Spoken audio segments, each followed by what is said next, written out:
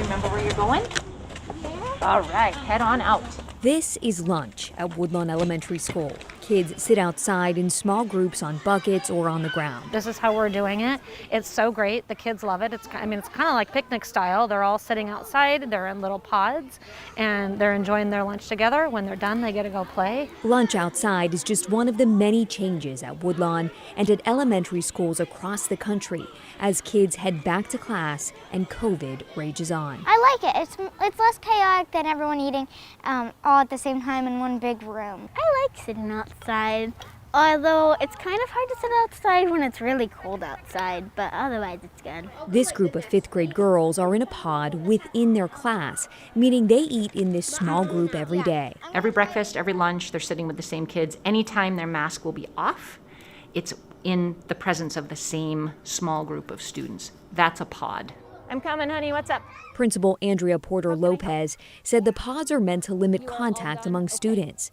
So if someone gets COVID, just the pod has to quarantine, not the whole class. With no vaccine available yet for kids under 12, keeping COVID out of Woodlawn is what keeps Andrea up at night. I think for me is sort of that worry.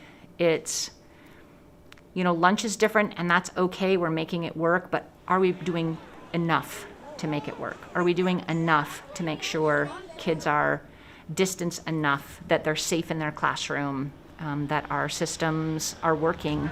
Yeah. Come on down, keep coming. While lunch is a welcomed change for some students, the other COVID protocols aren't as fun, like staying 3 feet away from each other. And staying separated means like you can't high five or hug or anything. I have to social distance from some really good friends of mine that I just want to hug and be with.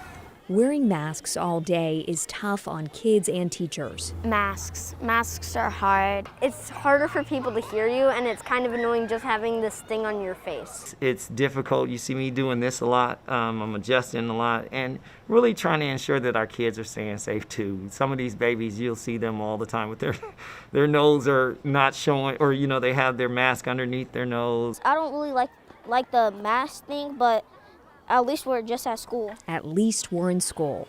That's the sentiment from all the kids and adults at Woodlawn, no matter how weird this new normal might be. So I'm looking for those hands, Miss. Distance learning robbed kids everywhere of that personal connection with each other and their teacher. Fifth grader Zoe said she didn't even see her teacher in person all of last year. I was shocked when I actually saw her. Shocked? Like how? Like, I didn't know that she didn't wear glasses. I didn't know how long her hair was. I didn't know her shoes.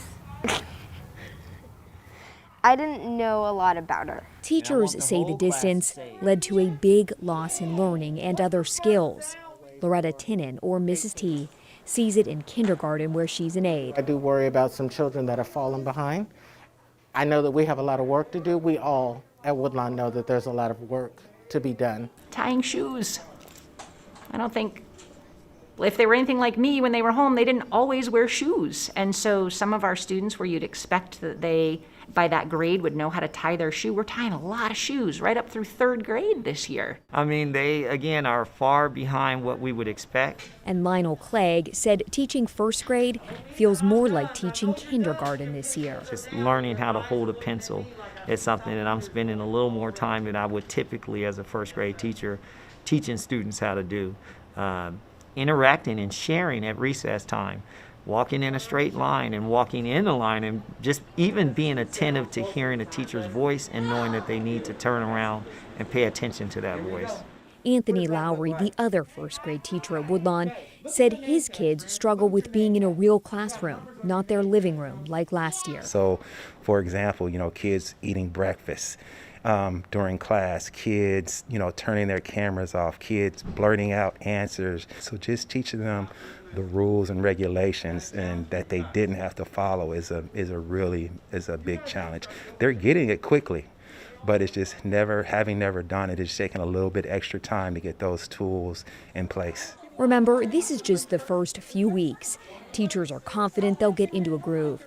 Teachers worked with each other starting last year on prioritizing the most important things kids need to learn to move on to the next grade. I think us working together as a staff is going to help them eventually close that gap again. Their biggest goal for the 2021-2022 school year, stay in the classroom. What are your hopes for this year?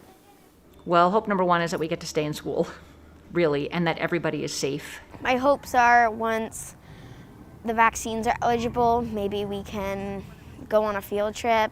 Learn more stuff, catch up on what I missed last year, and be with my friends again. It doesn't matter if it's with masks or 3 feet apart. Woodlawn is just happy to be back together, and they're hoping it stays that way.